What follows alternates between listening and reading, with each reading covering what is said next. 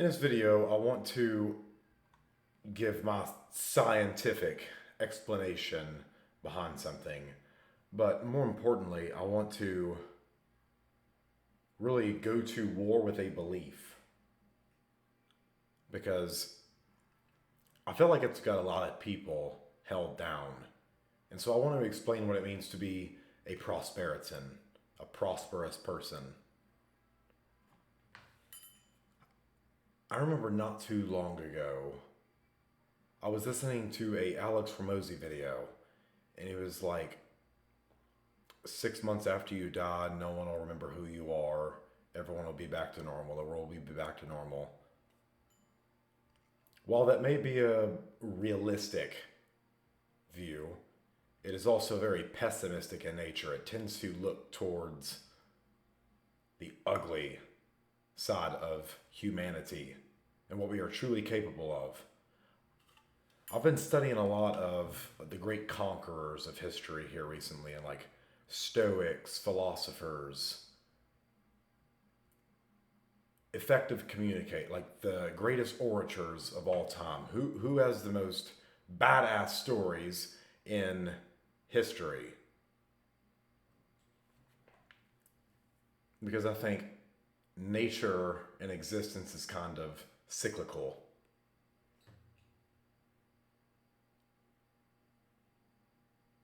It's like things tend to happen again and again over time.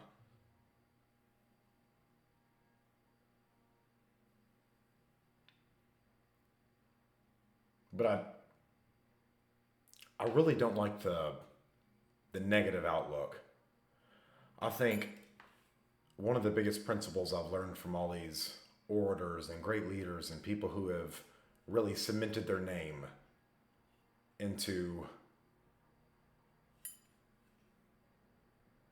the lives of all mankind that will always be.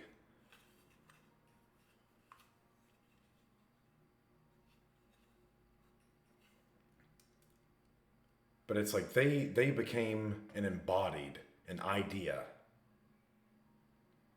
Because I think what they understood that most don't is you get out of this life what you put in. You can't draw something out of like nothing. You can't put no energy, thought, intention, and focus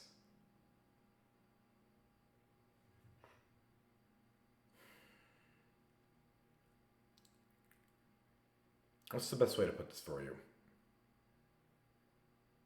Because this is absolutely fascinating to me. But it's like if you do not attack life like that, with focus on what you see, and I want to look towards a prosperous tomorrow. I want to look to build a world where the basic functions of human needs are met.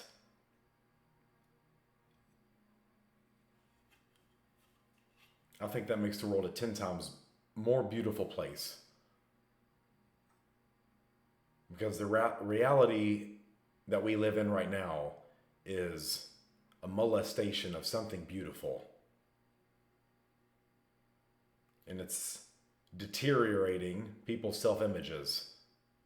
I think once you fix that relationship with yourself, you get back on your purpose. You get back on your fucking mission. And that gives you like unlimited strength because you're placing focus there. You're placing focus there. You can see the end goal. You can see what you want.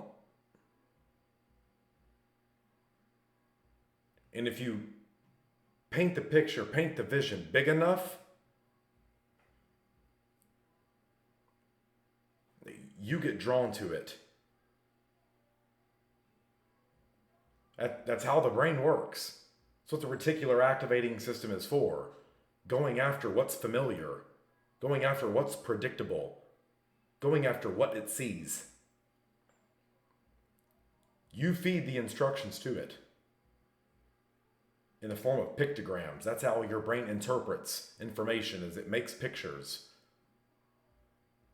This is why when you buy a red car, you start seeing more red cars. This is why if someone calls out your name in the middle of a crowd, they could be talking to their kid, you will still turn and look. The human brain wants completion and to serve fucking mental bandwidth. It wants to stay along as much as it can. It wants to spread. It wants to grow. It wants to connect. There's such things called morphogenetic fields, which are these like pockets and clouds of energy that's quite literally detectable. And it has actual influence over physiology. Meaning it can affect your behavior. It can affect how you feel. But it's like, that's why masterminds are so effective when you get in these huge coaching programs or like group of people that are all focused on going somewhere, doing something. They may want it for different reasons, but they're still going after the same thing. They see the same picture. They believe in the same thing. Your beliefs will shape how you perceive reality. And it's like all these massively, monumentally successful people understood that. They were concise, they were tactical, they were flexible in terms of their behavior. They could get a message across. They were precise. And I think it all comes down to focus. There is such a beauty and power in language, especially when you understand it. I highly recommend every single person take a introductory like NLP, neuro-linguistic programming, like course or something. Simon Gladhill is by far one of the greatest communicators and teachers I have ever met, and a phenomenal human with a truly magnificent heart. He sees the good in people, and he can get you to like access that state. He can get you there. He's a phenomenal human, and he's one of my absolute favorite mentors. And the crazy thing is I only saw him for 7 days. To have that type of impact on somebody, to shape their life in 7 days, that's what the greatest leaders of all time have been capable of. Like, that is competence. That is impressive. That is sexy. That is what girls love. A man where she sees herself as the queen of the story. Because that is how they perceive us men. They can see, I won't say this is witchcraft. I'm just saying they process reality and information different. They can see people for the essence of who they are. It's an intuition. Women are not dumb. They have innate abilities like we do. Strength. It's very admirable. And sometimes it's like heroic doses of it. Rushing into the burning building. Pursuing the active shooter in a school. Protecting the innocents. Staying on his purpose. Going after his vision. Doing what he wants. And almost acting like he's entitled to it. Like he's been there before. Like he expects it. Women fantasize about that shit. It's the masculine essence. It's captivating. It's hypnotizing. It's seductive in nature. Takes them in and out of a trance.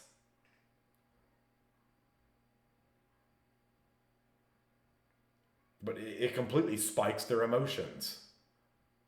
They start creating stories and narratives about what the future could be. And how you know when you're going to get your heart broken is when you give her insecurity, it will deteriorate that self-image and she will lose all interest and she will feel betrayed. She will feel lied to and abused. That is why women want plausible deniability. To protect themselves from society saying, I was right or anything like that. They do not want to be publicly, like, humiliated.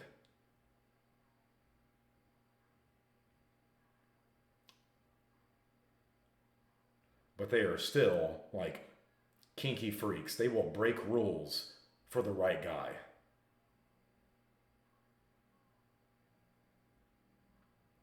And that's what makes them so interesting. Necessary counterparts.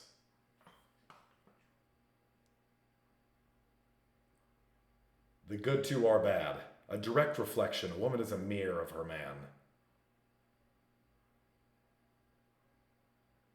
And that's what's so cool to study about all of this shit, is how charismatic they were. And it all comes down to one thing: communication.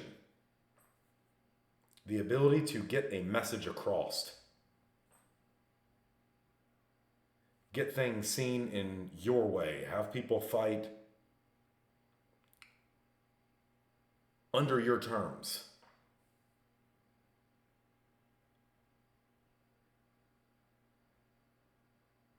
It's being strategical, and like I said, having flexibility of behavior. If you're doing something that is not working, why keep doing it? That's bad feedback. That's what your unconscious mind is literally telling you. Hey, this is wrong. This is not you. This is not working. Like, you are going to get me hurt. It's a survival mechanism. How beautiful is that? How fucking amazing is mankind?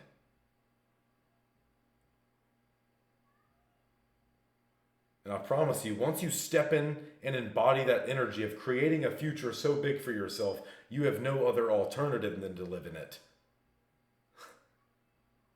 You become so indoctrinated, so powerful, so dangerous. You become ruthless of opposition. You cannot be bought. You cannot be told what to do.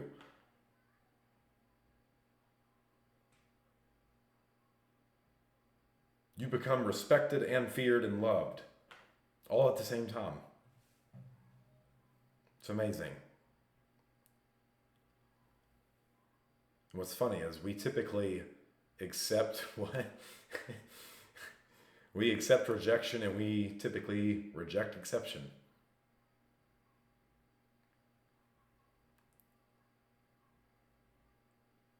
It's this dualistic world we live in. Two things going on at the same time.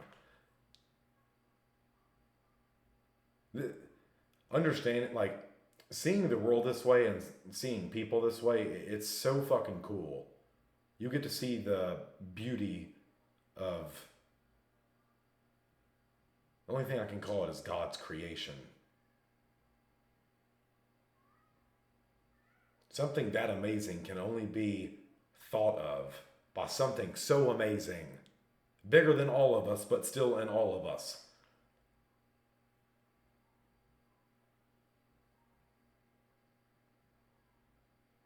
It's truly inspiring.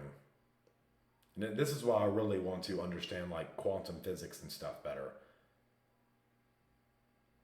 I really want to go deep into the brain. Because I refuse to believe we live in a world where people cannot be remembered for the great things they did and the great people they were, the great ideas they represented. Alexander the Great is still remembered. Mahatma Gandhi will always be remembered. Martin Luther King will always be remembered. Adolf Hitler will always be remembered. And that's going to be subjective to some people. He is one of the most effective communicators to have ever lived.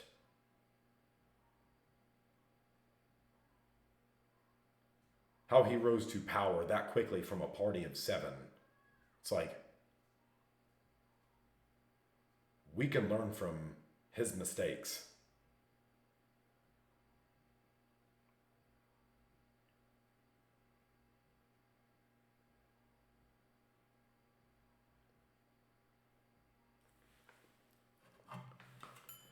Behaviors like that stain the soul.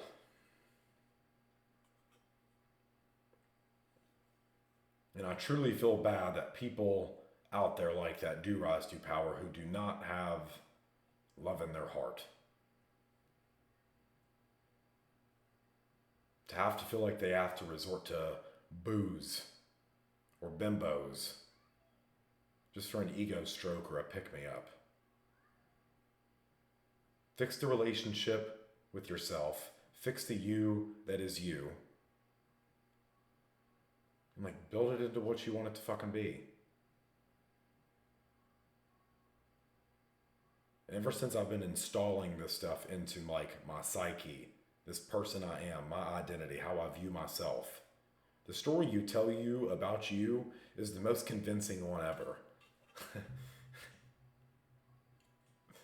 And I refuse to believe I'm going to be in the world where I'm not a productive member and create beautiful things. I fully intend on being remembered forever for great deeds, for loving people who could not love themselves,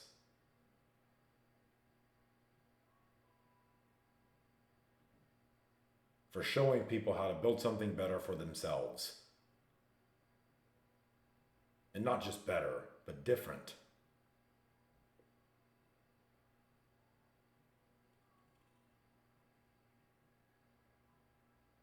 I think that's how we build a prosperous world.